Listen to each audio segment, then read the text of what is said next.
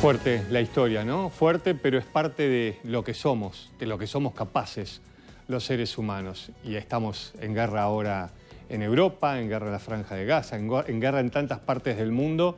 Entonces la pregunta es, ¿qué aprendemos del pasado? Estaba haciendo memoria. Un año después de este genocidio vino Srebrenica, ¿eh? Estaban las Naciones Unidas en los Balcanes y tampoco hicieron nada cuando se estaban matando en esa parte de Europa y donde también había genocidios. La pregunta es, ¿qué aprendemos de nuestro pasado? Bueno, la noticia tiene que ver con lo que está ocurriendo también ahora en la Franja de Gaza, con la información del retiro, por un lado, de las tropas israelíes de Khan Yunis, del sur de la Franja de Gaza. También contarles que uno de los pasos fronterizos por tierra que ha permitido Israel está generando que entren decenas y decenas de camiones con ayuda humanitaria, que es crucial. El gran interrogante de la retirada de las tropas de la franja, de la parte sur de la Franja de Gaza, es si esta retirada es porque se están preparando, como dijo el primer ministro israelí, y ya hay fecha para la entrada en otro lugar del sur de la Franja de Gaza, que es la ciudad de Rafah, donde hay 1,5 millones de personas prácticamente hacinadas porque se han refugiado de distintas partes de la Franja de Gaza en esa ciudad. Estados Unidos exigiéndole a Israel, o por lo menos en lo discursivo, que le muestre cuál es el plan para proteger a los civiles y diciéndole que si van a entrar por tierra, eso va a generar una situación mucho más complicada desde lo humanitario. Bueno, el primer ministro, que está, les diría, en una cuerda cada vez más delgada, por un lado el ala más dura diciéndole hay que entrar en Rafah, no hay que terminar la guerra, por otro lado otros que están pidiendo elecciones anticipadas en septiembre y por primera vez una senadora estadounidense que habla sobre genocidio en la Franja de Gaza, ¿no? Diciendo que si se presentan las Naciones Unidas las pruebas están para el estudio. Bueno, es la primera vez que una senadora estadounidense habla de genocidio en la Franja de Gaza. Y mientras se retiran los soldados israelíes con la pregunta de si esto es un retiro para un contraataque, quienes empezaron a volver a lo que queda de sus casas son los palestinos. Palestinos que vuelven a Khan Yunis. ¿Pero con qué se encuentran?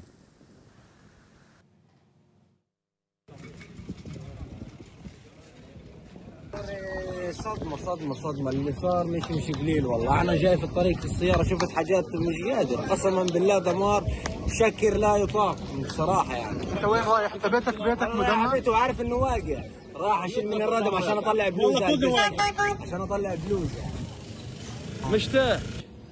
مشتاق لبلدي مشتاق لخان يونس. طب ايش اللي دفعك؟ ايش اللي شجعك تيجي؟ الاشتياق يا عم نروح هنا بس الجسد بار لكن نروح هنا خير. حتى لو لقيت بيتك مدمر ممكن؟ هحط العريش وعليه خير لو دمر خان يونس كلها كمان قاعدين ان شاء الله وصامدين.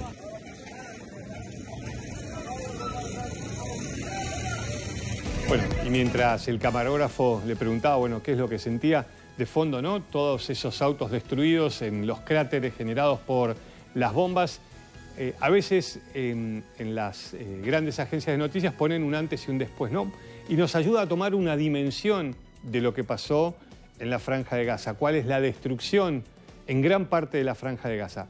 Esta imagen compilada por Reuters, ¿eh? Un antes y un después de distintas zonas de la Franja de Gaza, como para que veamos qué es lo que ha quedado del lugar donde vivían más de 2.300.000 personas, donde a lo largo de estos meses de conflicto que empezó con el ataque terrorista de Hamas contra Israel, provocando 1.200 muertos, la respuesta obviamente iba a ser durísima y acá están las imágenes, ¿no? Y después todo lo que ha pasado, la comunidad internacional, las denuncias internacionales contra Israel por la cantidad de civiles muertos, bombas en muchas oportunidades de 2.000 kilos lanzadas sobre la Franja de Gaza. Cada una de esas bombas puede hacer polvo un edificio y esta imagen de la agencia Reuters ubicando cada lugar para que nos demos una dimensión del antes y el después.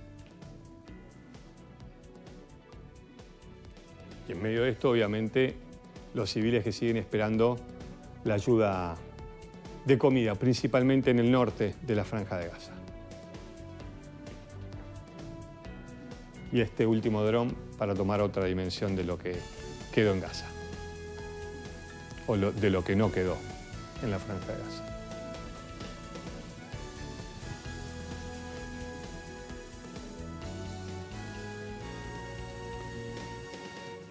Bueno, y vamos a la imagen de estas últimas horas también en Israel, porque les hablaba, ¿no?, de un primer ministro que dice hay fecha para seguir avanzando en la ofensiva israelí en el sur de la Franja de Gaza, con un gabinete de guerra también con una situación interna compleja. Les decía, las encuestas, por lo menos son lo que marcan las encuestas, tienen un 4% de aprobación popular. Algunos ministros de ese gabinete de guerra pidiendo elecciones anticipadas para el mes de septiembre. Cualquier posición que pudiera tomar el primer ministro podría generarle una crisis interna dentro del gabinete, y las protestas, porque no hay que olvidar los 133 rehenes del grupo terrorista Hamas, también seguramente de la Yihad Islámica, que están esperando que el gobierno israelí avance en la liberación. Y bueno, estas protestas contra el primer ministro por la guerra en Gaza, por la situación de los rehenes, y contarles que en estas últimas horas hubo una novedad, porque ayer se hablaba de la posibilidad de un acuerdo, después se desestimó.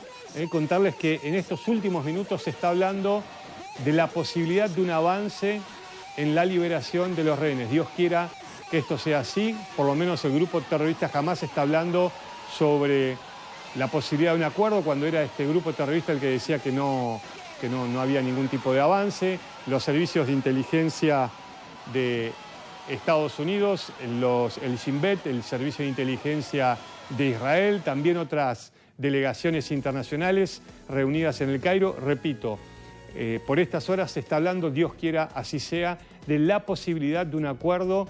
Eso involucraría un cese al fuego de varias semanas. Es decir, esto va en contra de lo que hace un par de horas decía el primer ministro, pero repito, lo está difundiendo el grupo terrorista Hamas.